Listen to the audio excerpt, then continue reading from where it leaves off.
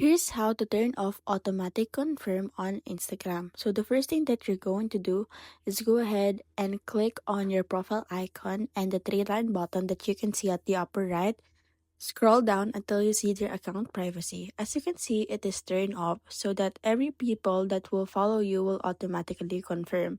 Now to turn off that, you have to turn on the toggle button from the private account so that it will direct you on the request option so that everyone or anyone who will follow you will be now directed on the request options first.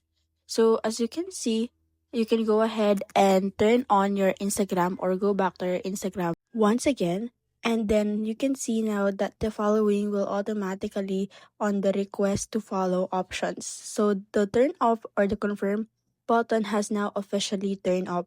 So you don't have to worry about it since your account on Instagram has now made into private account.